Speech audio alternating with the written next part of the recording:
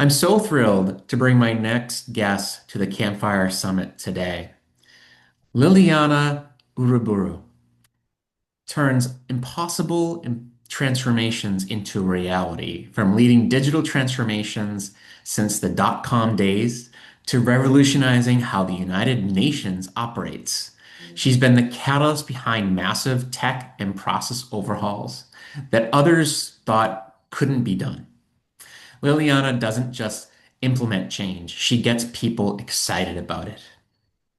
At the UN, she's bringing the Secretary General's UN 2.0 vision to life. Her groundbreaking online tools reimagined how a $350 million enterprise project was managed, while her grassroots network of change champions continue building momentum across the organization.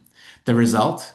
Enterprise systems and cloud adoption that actually stuck, and a systems change movement, co-creating a more innovative, agile, and people-focused UN. Amazing.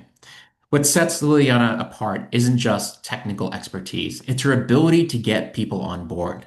She builds bridges between skeptics and innovators, turning resistance into momentum.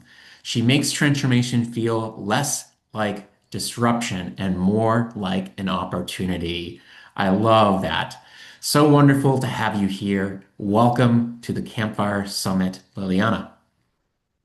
Thank you, Tony. It's really an honor, and I feel like that's an understatement. It's amazing what you're doing here. Bringing all these different perspectives and different experiences to life, and the really human side of it, right? That's what's important to me is the people side. Absolutely. And I think it's wonderful that you said that because, as I read through your bio and share all these elements and why did I bring you here, is that we have these intersectionalities between, change initiatives that come to mind. They're always a blend of we have, technical aspects, but we also have to have the human element. And no change gets done without bringing that human element to the table, because that's what we're trying to drive forward.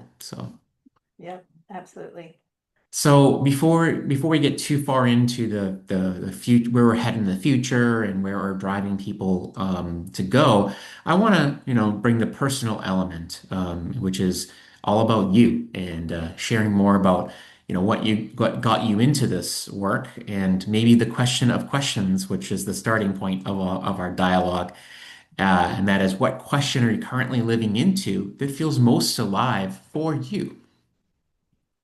Yeah, I mean, there's so many questions, so many, but I think the key or the fundamental one is really about, when are we going to stop looking for that shiny tool or shiny leader, that hero that's going to save us all, right? Is it AI? Is it Steve Jobs? Whatever, it doesn't matter. Yeah. We're always hoping for something to come and save us, but really the change is about us, all of us, our Mhm. societies, our communities, our families. And so when are we going to kind of stop and take the time to reflect and do that messy work of creating the change that we want, of creating Mm. the societies that we want, right? We can't wait for someone else to do it for us.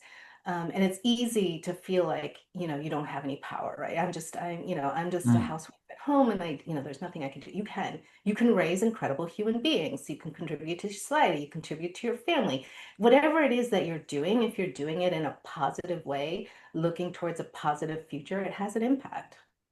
I love that you started this way because, the people always say like, be the change you want to see in the world, which is, has been said many times, but it's Yeah. true. And it's very powerful to think that way. And it's reminding me of this, you might have heard of the Hopi Elder prayer, which is, we are the ones that we've been waiting for. And I think that is something that always makes me think about, when you look around, don't expect other people to accept responsibility for making that change happen. We kind of have to take our own initiative. And if you don't see people around you doing, what you need to see happen, then maybe it's your responsibility to be the catalyst for that change. Yeah. Yeah, Absolutely. Absolutely. And it's not an easy thing, right? It's not like, oh, just No. suddenly be Martin Luther King. No. But you also, I think that's also like part of the problem is that we think that it has to be like that kind of big leader, but it doesn't. Like you're making a small change in your community, and that is important and that makes a difference. Yeah, yeah, yeah. Every little action can be a catalyst for something to happen, and even if it's just a simple conversation, Right. I love the power of a conversation, and I think there's something about that which is, and I've said this maybe many times with the people who I've talked to, even here, is that like one conversation can change a life. Hmm. And that's all we need is to change one life, and that life can then change another life. And if we keep on doing that, then the world changes. Yes. Mm. Absolutely. Yeah. So let's take this to the next level and explore, your journey into doing the work you do. And the way I like to do that is by asking, when did you realize that you were wired to think differently, and how did you learn to trust it?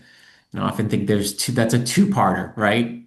Because sometimes you think, well, this is how I came to this, but then, it took me a while to figure out that this is something I want to trust. Yeah, definitely. I mean, I think I was actually pretty young. Like I didn't consciously realize it, but I knew somehow that I was different. And I was lucky that I had a supportive family who didn't make me feel like I was weird because I was different. Like I was a girl who, loved, building stuff. I was the one helping my dad put together the grill and the shelf and playing with power tools and that's not what girls are supposed to do. But my dad never told me I wasn't supposed to do that. He was happy for the help. Mm. And I loved math and science, and I was like set. I was going to be a fighter pilot, and then I was going to be a NASA astronaut, and I was totally going full speed into that STEM field. And then in high school, I got accepted into the International Baccalaureate high school program, which is actually a liberal arts program. And had I realized at the time, I might have maybe gone for a magnet school or something that was more STEM focused. But I think that that was like a really a big changing moment for me, because it made me realize that I was good at other things like writing and speaking. And, it wasn't just about math and science. And I slowly started to realize that, I was kind of limiting myself by this dichotomy that was like really big back in those days of like left brain, right brain, like Mhm. you're either one or the other. You're either good at math or you're good at, writing and the arts. Um, but it came to realize that's not true, and that you could be good at both. And when I was a kid, I drew, I painted, I had all kinds of creative expression. But I started to suppress that over time because the math and the science is supposed to be rational and rigid and Mhm. all of these things, and I was kind of allowing myself to be limited by that. And slowly kind of came to realize that I could be both creative and good at the science STEM stuff, right, at the rational logical stuff, which isn't really that rational and logical. There's still a lot of creativity that's required in those fields as well. And, in terms of, so that kind of really developed, through college and then my early career. Um, and I had the opportunity actually to meld the two because I went into technology, into web, because the dot-com, boom started and there was all of this. And so I got to get the creativity in there as well as the tech. Mm. Um, and in those days, there weren't a lot of people who were meshing the branding and communications parts with the tech. The website was completely different. Mhm. The website was set up by the tech team, didn't look anything like, the rest of the branding and marketing of the company. It was not, not together. And so I started, working on bringing those two areas together, and really integrating technology as part of your communications, and your marketing and PR. And really integrating. And then, in terms of trusting it, as you said, it's a two-part question. I think I'm Mhm. still learning. And still, I think it's a lifelong learning process. Mhm. You have moments of doubt and you think, oh no, I should have done this or I should have done that. Or maybe it would have been better if I just focused on one thing. Um, but yeah, I mean, I think, I've realized obviously that, I can do both and I can integrate both. But I do feel like, it's a lifelong learning process. Yeah, I love that you shared that because that's been a common refrain is that a lot of people who are doing this work, there is an element of it's a cycle. Like, sometimes you're like, oh yeah, this is it. I'm onto it and I'm feeling it. And then in the second breath, you're like, I don't know, maybe not. And maybe I should be doing something different. There's a lot of like questioning, and I think that's completely okay. Yeah. Yeah. So I appreciate what you shared, and also this like blending of worlds. The world needs a lot of bridge builders, people who can bridge between the technical and the creative. And I think that's where a lot of the people who are in this particular summit are they're great bridge builders. They're able to see the value of connecting two seemingly opposites into the ways to seeing how to bring those people together, and sometimes in the same mind. So, Yeah, yeah, absolutely. There's a lot of talk about like busting silos and, knocking down silos, but mm, I don't think you're going to get rid of, silos. Like we're human beings. We need some kind of structure, we need mhm, some boundaries. We can't live in total chaos, kumbaya. yeah, But it's the bridging, right? It's like not being stuck inside your silo or stuck inside your box. mhm, Understanding this is my box, but I can step out for a moment and I can go hang out in that other box yes. and I can learn something or I can teach someone something and just move around to different boxes and explore. It's human nature to socialize and build relationships. So why not do that as part of your work as well? It's so wonderful how how you describe that because there's an element to that embracing chaos, but knowing not to remove it, but know how to work with it and navigate it in skillful way. And I think it comes with experience. So I think that's what I'm hearing. So. Another question about you, and maybe it's an add-on from what you just shared, and that is what part of yourself or your work have you had to reclaim to show up more fully? So, what are you thinking? Yeah, I mean, it definitely, as I said, that I had started suppressing, that creativity, the imagination, the kind of, free-flowing thought. And I told myself that creativity was just the artistic, right? Mm, But then but I didn't apply it that way. And again, it wasn't like a conscious thing that I was doing. It's just in my nature to try new things and do things differently and experiment and etc. And then one of my supervisors wrote my performance report. She finds creative ways to overcome resource constraints and accomplish things that you wouldn't expect. And I was like, oh, that's also creativity. Like, oh, right. Okay, so I am being creative and I'm using my creativity in a way that maybe isn't the sort of standard way, but we had this speaker come once and talk about Jackie Badson, and she talks about constraints as gifts, right? And mm, when you have constraints, and then it forces you to kind of overcome them and find creative solutions. And, I think because of where I've worked, like throughout my career, there's always been some kind of bureaucracy and constraint. And so, I found ways, like I said, I found ways to go beyond that, right? I wasn't limited by the rules. And, I allowed myself to reach out, step out of the box, reach out to someone that maybe on the surface wouldn't seem like an ally, but in the end turned out to be a fantastic ally and helped us, like you said, try and make impossible transformations possible. And I didn't do those things on my own. I did that by reaching out and creating and building those bridges. with others in different places, different functional areas, different locations, different, even different organizations. It's so important. Um, and I think another like really, really important thing, and I know a lot of people are talking about this, but just from personal experience, the health and well-being.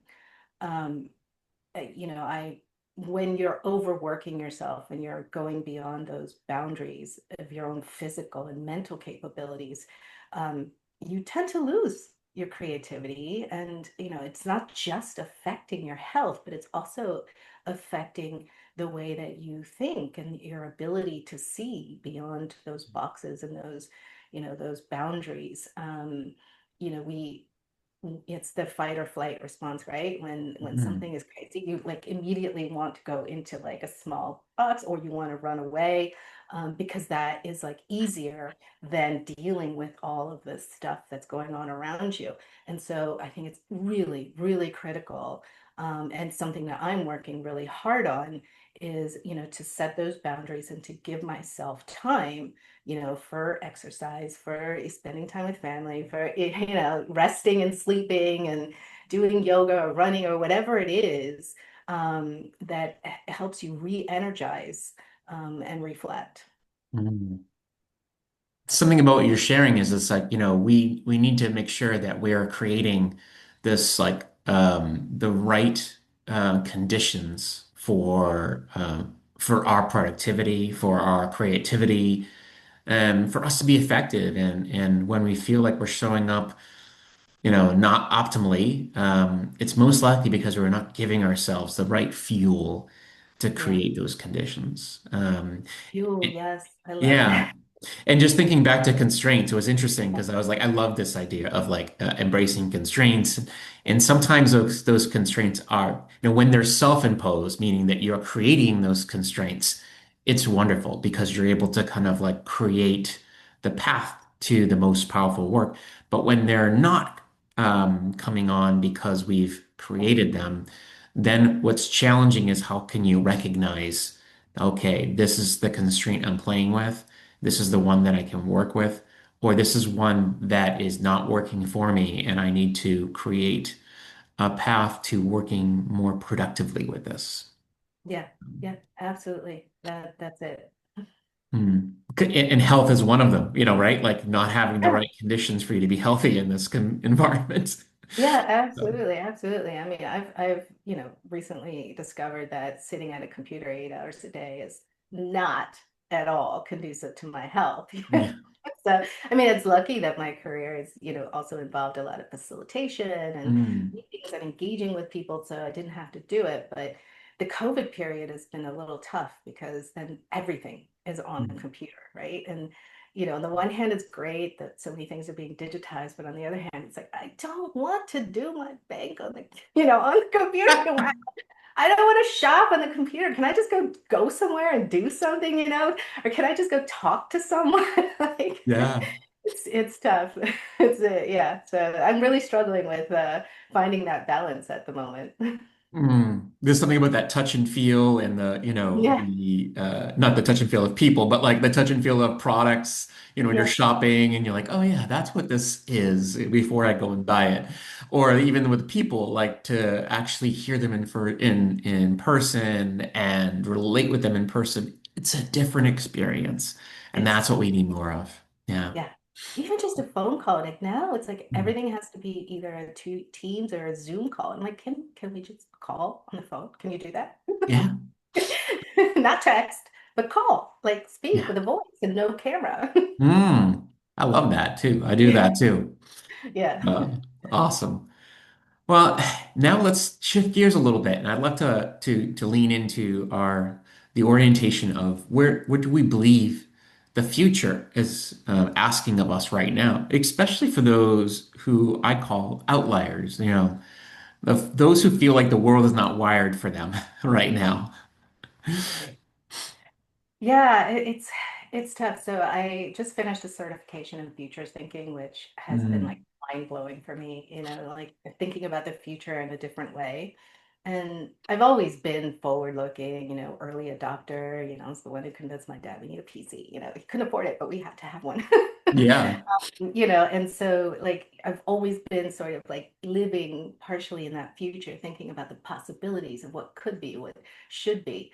Um, and I almost want to say like it's not the future asking us, but like we need to ask, what do we want in the future? What do we want in the future? And what do we want those future generations to say about us? Right? Mm. So it's about taking the agency back, which I think this course like really gave, was like eye-opening for me. We can have an impact on the future. The choices that we make now, the decisions that we make, the relationships that we build, it is going to build the future. There's no predicting the future. There's no one set future as it is. Everything that we do now is having an impact on that future. So we Mm. need to ask ourselves, what do we want? Do we want a future in which our kids are, fighting World War III, or nonstop natural disasters where you can barely breathe, where healthcare is, our health is deteriorating as a human race because of what we've done to the planet, and what do we want them to say about us? Do we want them to say, yeah, that's the generation that brought us to this horrible future? Yeah. Do we want them to say, they took action, they did something. It wasn't perfect, but they did something, they tried. And they started a transformation, which is, bringing us to a better place, a world in which there's, better opportunities and better outcomes for everyone.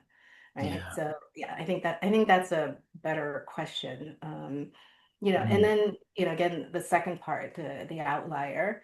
Um, it's very easy to feel like an outlier, right? I've certainly had that throughout my life, and often that's what kind of brings in the doubt, um, and makes me question myself, like, oh, maybe I should just go along with everyone else.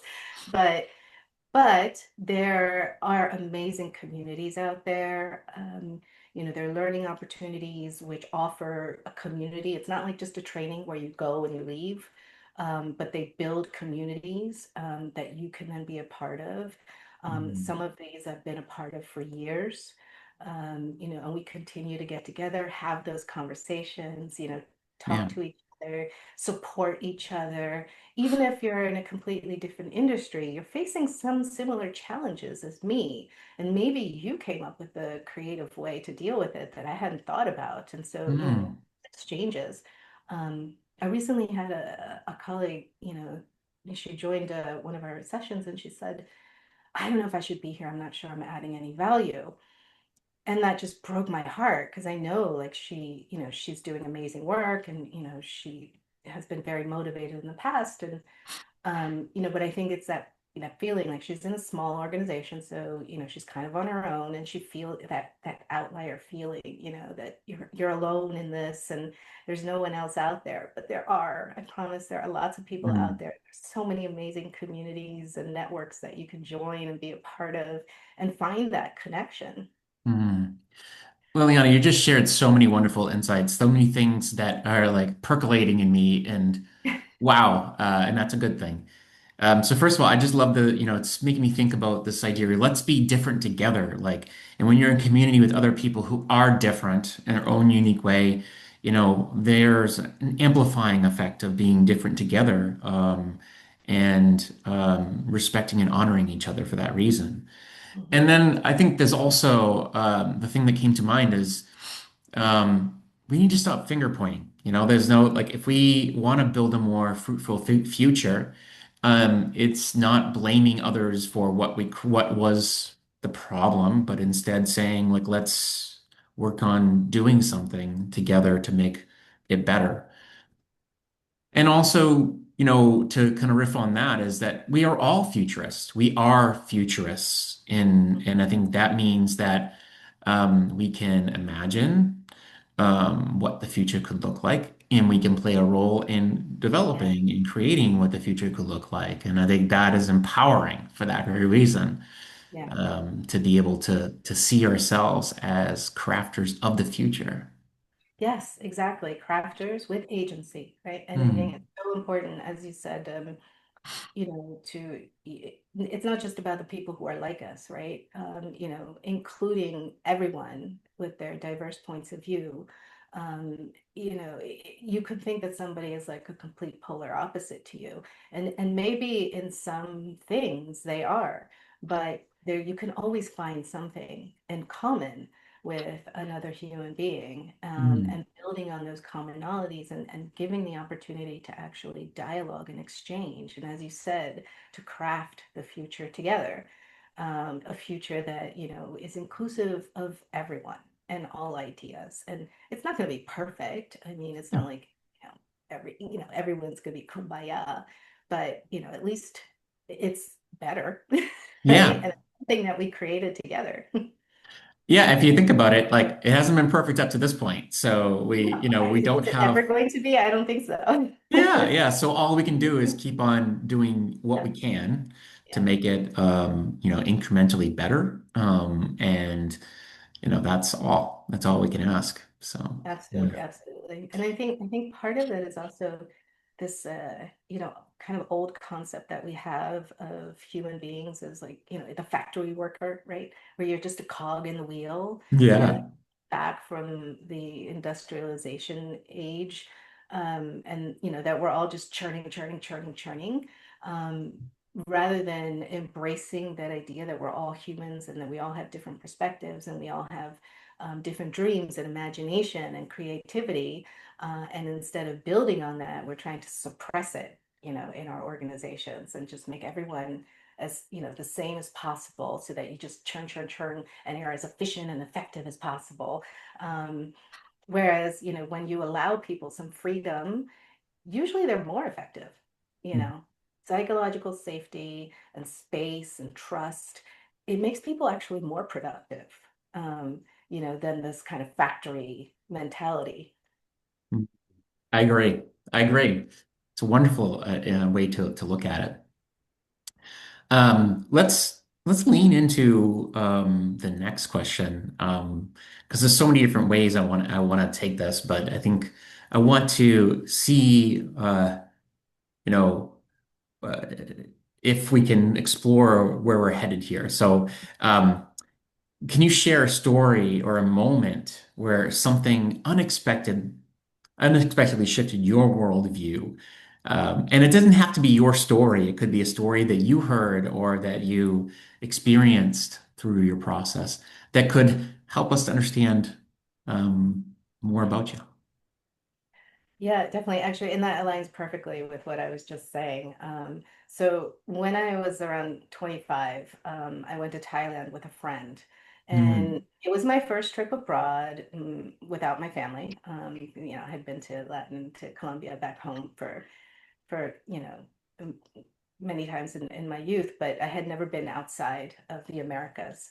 Um, I know, it was my first time in Asia, and the whole thing was like amazing, right? It opened my mind and just mm, altered me forever.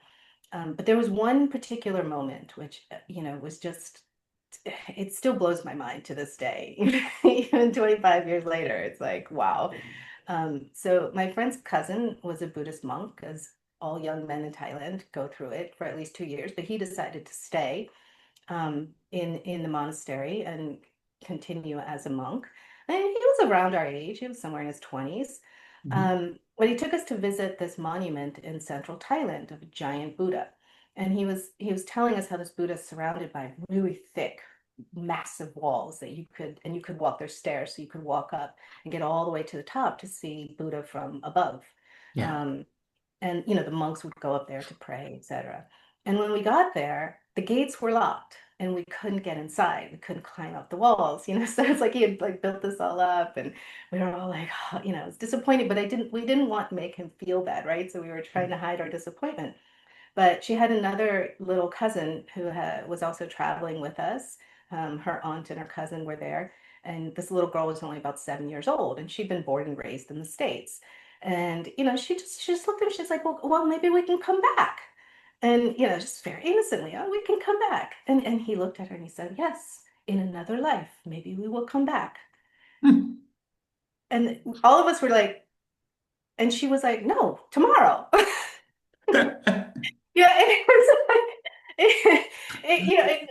I'm still trying to like process this moment, because um, obviously, same family, raised in different places. Both, I mean, obviously both were Buddhist, but raised in different places, different mentality, and he understood that this was probably a once in a lifetime trip for us, that we probably wouldn't go back to Thailand in this lifetime. So he was like, yes, of course, in another life, just so matter of fact. And Yeah. and she was like, tomorrow, what are you talking about? You know? Um, and so, as a daughter of immigrants, I was aware of different perspectives, of different points of view, that two people could have a completely different perspective on the same situation. But this was so far. I mean, these are Yeah. completely, different perspectives. Just, so I'll never forget that. Mm, And it's really changed my thinking. mm, And I think, sort of led me down this path of international work and international, life, and engagement.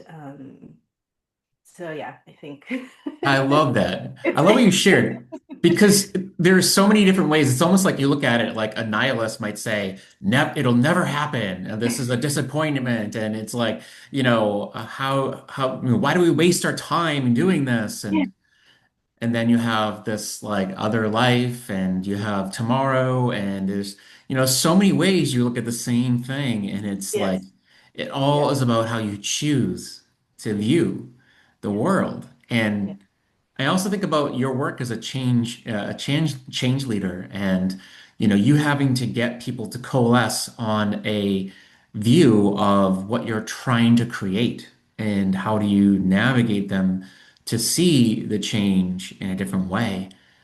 And yeah, that is about really changing people's perspectives and seeing things from a common view eventually, but starting from all different places.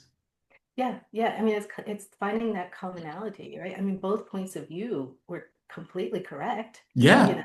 it's not about being right or wrong. It's about being able to accept multiple points of view, Hmm.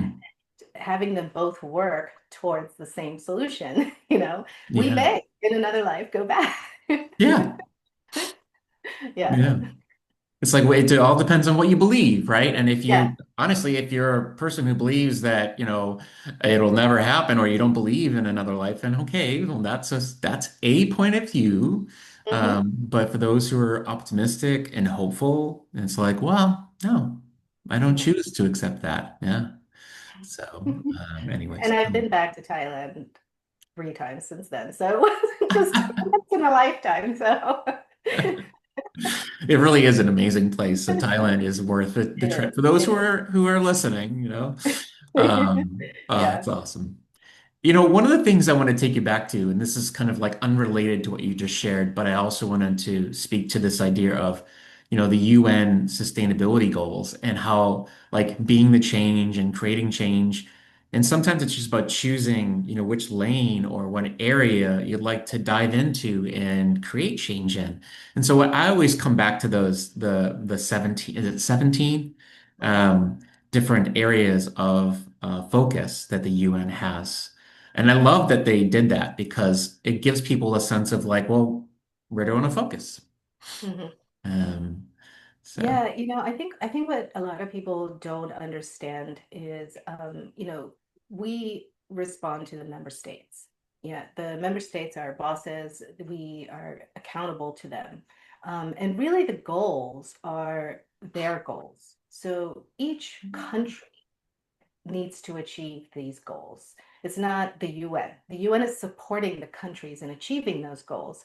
And I think a lot of times people feel like it's that, agency of like, I can't really affect this, I can't um, do anything, but it's your country, it's your community. There's a meeting going on this week with, during the high level week with mayors, right? So it's not just the national governments, but it's also local governments who are contributing to this whole process. And you can in your local community be a part of this and contribute to this. mm, And you don't have to solve every problem, pick one that has meaning for you, and contribute towards that. And, whether you do it at your, local small community, or you do it at your larger sort of, government community, or at the national level, which it can depend on where you live, how much, influence you could potentially have in those areas, or what is meaningful for you. Um, but really, it's our world, it's our planet, Yeah. and more importantly, it's our future, like children's, and other, even if you don't have kids, it's your friends' kids, or your brother's sister's kids, whoever. It's the next generations that are going to inherit this world. And Mm. so what do you want them to live? What experience do you want them to have? Mm. Beautiful. It's a beautiful concept. I mean, you say it's ours, but it's theirs too. And we're trusted and given responsibility to do what we can to make it better and to Yeah, pass the torch as torch bearers to the next generation. We want to leave it better than we found it, I guess. yeah. And I think that is kind of a good perspective to have on this. So Yeah, I mean, you mentioned the Hopis at the beginning, and many indigenous communities think, yeah, future generations. They don't make decisions based on the current generation. They make decisions based on future generations. yeah. And I think that's something that's missing in our current, politics, and, you know, political system, multilateral system that we have. We're thinking about the interest of now and what we need now, and we're not thinking too much about the future. Yeah. Yeah. I think one of those things that really can be challenging is when we get very negative or about like, oh, the future's completely messed up. So why don't we just kind of live for now and just do what we need now? Well, that's not going to help. Yeah. That sentiment is really not helping. We No, need we're seeing to, the outcome of that. yeah. Yeah. And I think that's where we need to stop that thinking and start thinking, okay, well, we can have a much more powerful future if we do things differently, if we be more collective in nature, and if we think about not just me, but the we, and really take that stance. So Yeah, absolutely. I'm probably stealing your thunder around where we're going to close things out, but so let's just shift gears to our final question, which is, if you could leave one spark behind for future generations who are sitting around their own campfires, what would that be? Um, yeah, well, I think it's, this idea of the stories, and Mm, sharing the experiences. And like one thing that has really, sort of was also another sort of pivotal moment for me. Um, I met Eric Martin back in 2013 when he did a presentation on adaptive leadership and democratizing leadership. And he talks a lot about leadership as moments, right? mm, So again, it's not like the God leader, right? The big CEO who's a leader. It's not about a personality, it's not about a trait, but it's about moments. And every day there are moments where you can step in and be a leader, and mm, anyone can lead.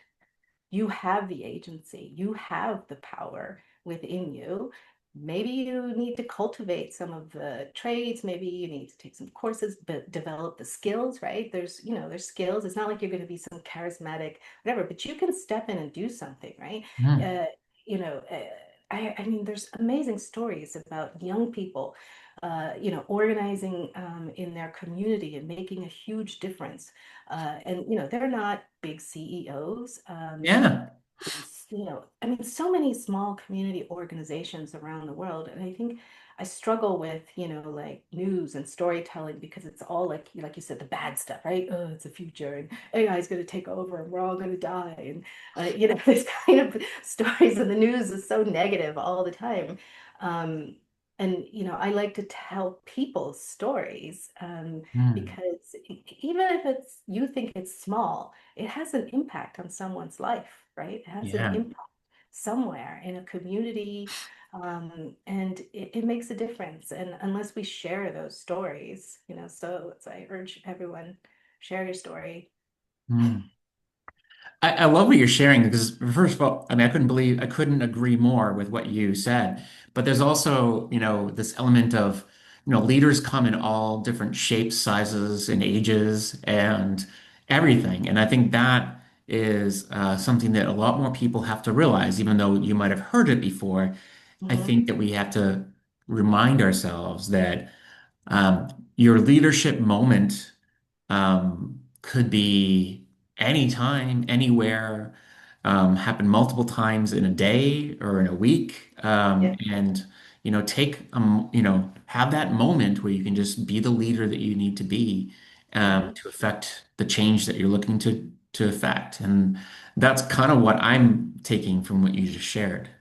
Yeah, absolutely. You got it. Yeah. Yeah. Wow. Well, Liliana, this is why I invited you to the space because I really see you as an illuminator of the future where we're headed, and continuing to share your message in the way you have is why I'm really blessed to have you as part of this summit. So, Thank you, Tony. And again, thank you for creating this space.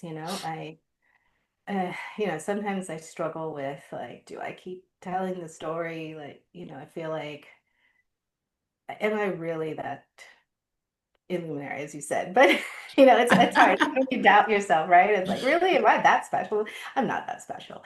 But I think the reason I continue to do it is because others are afraid to tell the story, mhm. and I want to show them that it does make a difference, and Mhm. to encourage them to also speak up. I'm